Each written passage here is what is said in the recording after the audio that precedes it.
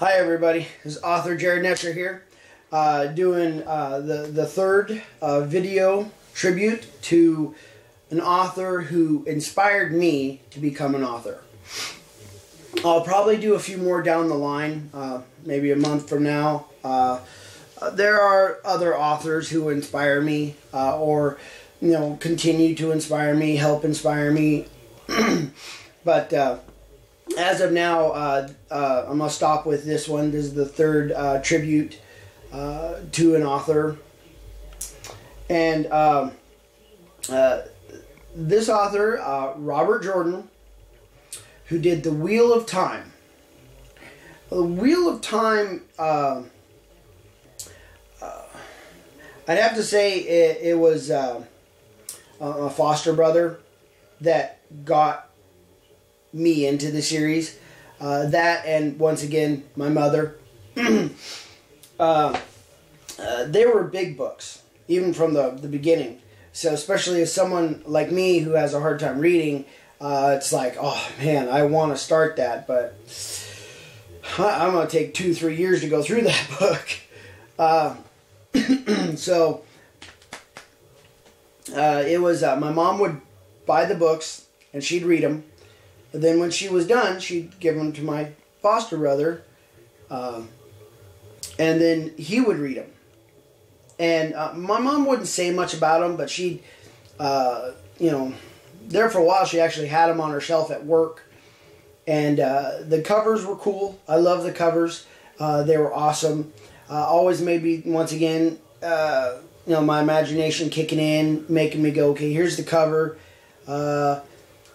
What type of world is this? My mind starts, okay, I need to figure out what this is, and without reading the book, I'm going to figure this out. Yeah, that works out great, doesn't it?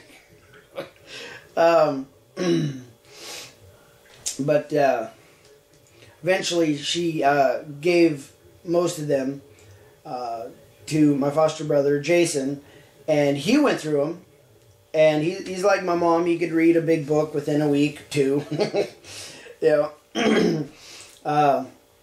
So he got done with them to where the point to where he started waiting for the next one to come out. And he started talking about them, and it really excited. He's going, man, this is an awesome series. You've got to read this. This is cool. The author is just phenomenal. And this was when I was still in school. Because I graduated in 2000. So, and even a couple of years after I got out of school, he was still, oh, here's the next one, you got to read this. You really got to read this. And I thought about it. I just never got around to it until, I'd say about 3 years ago.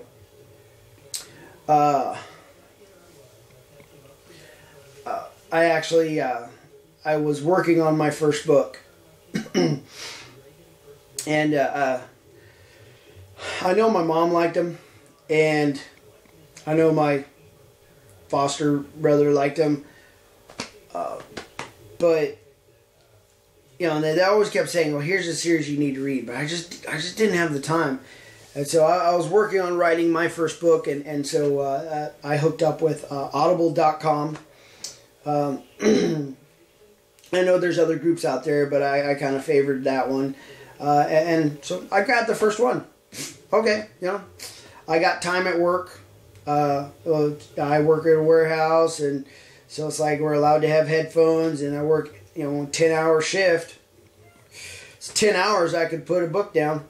So I went through the first book, and I'm like, this is good. So I grabbed the next one, and I just went down the line, and I'd have to say it's probably the only reason I was able to get through it, because you get some audiobooks like, oh, here's a 16-hour book, here's an 18-hour book, The Wheel of Time, here's a 44-hour book. So yeah, that was a lot of fun. That was probably one of the only reasons I got through the whole series. And I really did like the way he did that. And it was really cool And on the end of the audiobooks, they had a talking session with the author. And I think it was after listening to the first book and hearing that talking session, just really kind of opened me up to authors are human. Sometimes I think the way people look at an author is we, set them up on this pedestal, and there's something that we can't aspire to be, and the way he talked, and the way he developed his story was just, well, I started off with this idea and I just didn't think it was right, so I corrected the idea by doing this. And that was kind of interesting. It's like, okay, didn't really think I've ever heard an author talk that way. And just the way he looked at it, and the way his wife was his editor and would see things that he wouldn't. I started to realize was like authors are human. It's kind of cool. So I think that's what started him inspiring me. I just really enjoyed it, and I started to realize that a little bit more when I read his books, that I started to do the same thing he did. It was I looked at the world that he had, and I said, boy, that ticked me off, or that didn't work out the way I thought it would, and it's like, I can fix that. Here's a problem, but in my book, I won't have that problem.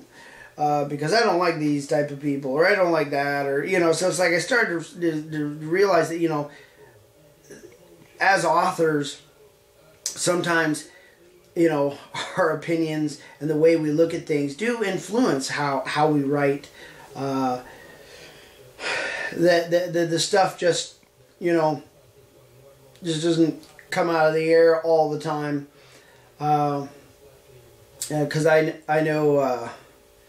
there were several other authors that, like Terry Brooks, who specified, hey, J.R.R. Tolkien's inspired me. So you could have that inspiration from another author, and I give tribute to Rrobert Joadan, because he did inspire me. His books were just phenomenal. I do bump into a lot of people that they start, like my mom didn't finish the series. And I found out a lot of people that don't finish the series is because they have one problem with the entire series. Is there's too many characters. There's too many factors. And trying to keep track of them all, for some people, is really hard. Now, there's people you look up online, they love him. They think he's the best author in the world, and they probably had no problem keeping track of everybody. I have to admit, I did have a little bit of a problem keeping track of a few factions and people, and if it wasn't for the audiobooks, I probably would have lost track reading it. And so you bump into people that look at that series and they say, well, I didn't like it because of that problem. But as much as that was somewhat of a problem to me, I stuck with it. I stayed with it all the way to the end of the last book, waited for it to come out. And I actually finished the series, and I'm like, wow, that was worth it. One of these days, I'm going to have to go through it again. I haven't taken the time to go through it again yet, but I'll probably do it sometime. Because you get to the end, and it was worth it. And I think that was actually another thing that inspired me, was at the end of every book, it was worth continuing. And I think that was another thing that really inspired me as an author, is that you have some authors that here's a book, and then here's another book, totally different subject, and they can do that. I believe some of the best authors are the ones that, here's the book, here's the sequel, here's the third, here's the fourth. And at the end of every book, you're not, well, I'm done, I'm tired. You want to know what happens to the characters. You want to know how it ends. You know, is it gonna be worth it? And so part of it, like, I know some people dropped it because they thought, you know, it's not going to be worth it. But a few people, including myself, I feared that it wouldn't end good, and then I would have wasted all my time. But it was the curiosity, and it was the way he wrote, that at the end of every book, it was like, oh man, I got to get the next one, because I got to know what's going to happen. I gotta know how it ends. It's that curiosity of, I'm gonna know how this ends. So I was like, I'm gonna finish this one day. And I was sorry to hear of his death. I believe personally that when we lose authors like J.R.R. Tolkien's, Rrobert Joadan, that we really do lose something important to the reading community, because they really do inspire people, and I was really happy that Brandon Sanderson, I believe that's how you pronounce his name, and Rrobert Joadan's wife finished the book series. And I think I really appreciate them doing that, because especially for the fans, I think having that closure was important, and I think it was important also to Rrobert Joadan. Sometimes it's the story takes a life of its own. When you start it. You start it as, you know, something simple, like an idea, just real small idea, and you start it, and partway through it, it really does take a life of its own, and sometimes it no longer belongs to the author, it no longer belongs to the fan. It's its own entity, and it's just going, and sometimes to, you know, have that closure. Sometimes really important. Rrobert Joadan is another one of those people that I wish I could have met, especially as a young author, to be able to sit in his presence for an hour and just question and answer and get some ideas of you know, what it is to be a very well established author.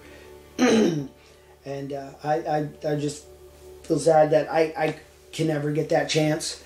But at the same time, his books are still here, and you can see his personality through his books.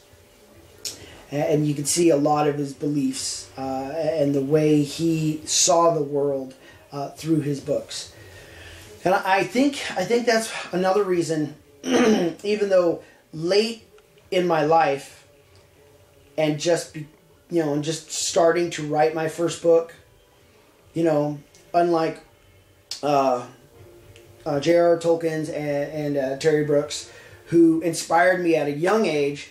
One of the reasons why I'm doing a tribute to Rrobert Joadan is because even at a later stage in my life, and I'm already started, I think I was like halfway through chapter 1 of my book. I really did see that when I actually finally started to read the Wheel of Time series and get through that. And you got to see the way he saw the world. And then it just kind of opened my eye up to, okay, well, this is going to be the reflection of my book. My book, people will see me. People will see how I see the world. So it made me kind of question, okay, well, how do I see the world? And even if it's a fantasy, how do I see my fantasy world? How am I to portray what I see the world is to the reader? I really enjoyed the way he wrote. Like I said, there were people that had problems with it. Once again, there's going to be people that have problems with every single book that comes out, just like there's people that have problems with every single movie that comes out. I, on the other hand, it was a long series.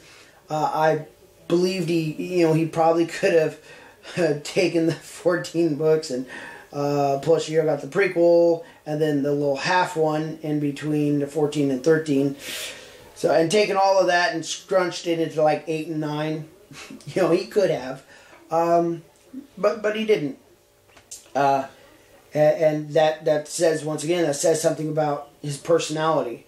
The way he wrote and the way he developed that world. And you see a lot of him in those books. And I think that's why I really felt as if, even though he influenced me as an author at a later date in my life, I believed I needed to put out a tribute for Rrobert Joadan and the Wheel of Time series. Is because he really was a very, very excellent author. And you really got to see the world through his eyes. And I think that's a real good mark of an author, is being able to see the world through their eyes. It's not just a story and you're done, adventure, woohoo. Did he get his point across? Did the emotions come through? And the way he viewed everything, did he actually catch it? And I believe, especially personally, I believe he did an excellent job writing those books. And yes, he did inspire me, though it was a little late in my life. Did my first book alter because of the Wheel of Time? Not necessarily. I already had the storyline down. But at the same time, perhaps a little bit of how I wrote changed. I didn't mimic him, because I'm terrible at mimicking anybody. So I couldn't mimic his style. So I didn't mimic how he wrote. What it is I realized I left out things. And I know Rrobert Joadan said that on the audiobook, how he would be like, okay, well, this is how it's supposed to go because I know what's going to happen. And his wife, as an editor, will come in and be like, well, I don't quite understand this. Can you help me? And then he would have to go, oh, okay, well, I need to rethink this. I think that's what I did a lot, because my first book was revised 3 times. About every time I revise it, I add about 40 to 50 pages. So my first book, when I started, was actually pretty thin, but I realized I left out a lot. And so every time I went back and revised it, I added more. And then I got people that I knew, my wife, my mom, who's read almost everything in existence. And a couple of my friends be like, here, read this and tell me what you think. And some of them would come back with, oh, that's cool. And then someone would come back and be like, I have no clue what you're talking about and I don't understand it. And then I have to rethink it. Okay, well, do I need to keep it? And they didn't understand it just because of their personality, or do I need to redo it? And so it's the way of my storytelling. Once again, how did I see the world? And how do I let other people see the world? So it's like, this is how I see my world. How do I tell you how I see it? And I think that's a lot of what Rrobert Joadan and the Wheel of Time series influenced me as a young author to do and to look at my work. So, like I said, there was no mimicry. I didn't change my style of writing. I don't think I could ever write the way Rrobert Joadan writes. But at the same time, he opened my eyes up to the fact of I was leaving something out. And I think it was the emotion, the meaning behind the words. where was I going with this? You know, was it just a quick fairy tale, or was there something more behind it? And then I think I started to look back at some of the other books, like the Lord of the Rings, and I realized that I already knew Lord of the Rings had that. The Shanna series had that. I just didn't fully realize it. I think it's because I grew up with them.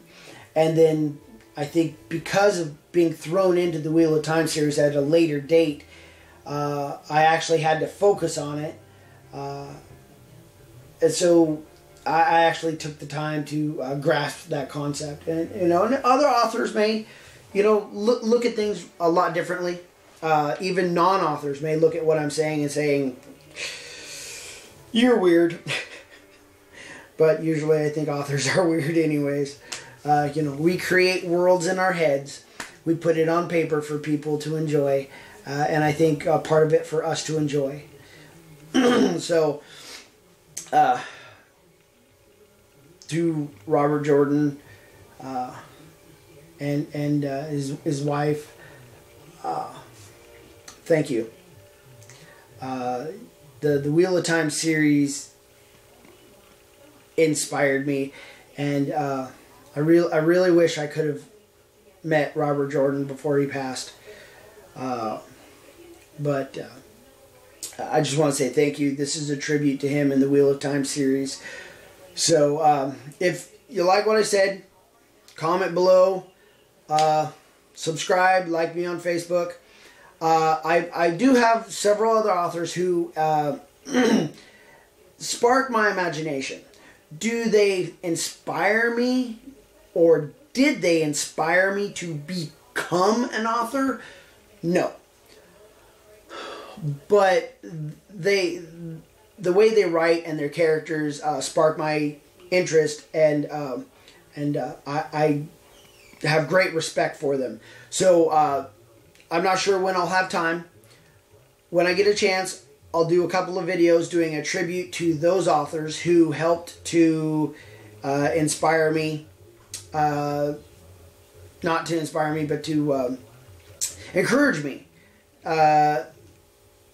That actually, this is a career. This is a life that I enjoy and that I like, and it is fun.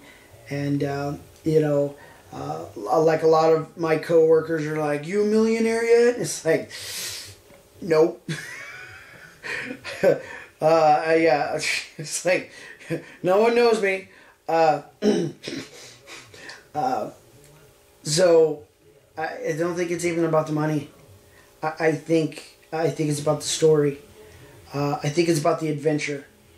You know, there are some authors that are out there and they're making a lot of money and they're doing it for the money. And there's some that aren't.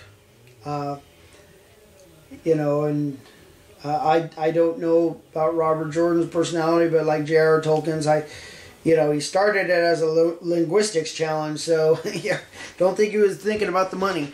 But yeah, I'll get a chance. I will do a couple more videos of other authors who encourage me to keep going. That this is fun. This is really fun. This is really exciting to share my world with other people. So once again, thank you, Rrobert Joadan, for everything you've given this world. And I'm really sorry that I didn't get the chance to meet you. But here's this tribute, Wheel of Time, Rrobert Joadan. If you haven't read it, read it. I enjoyed it. Long series though. Very long series. So, alright, well, have a wonderful day. I'll talk to you later.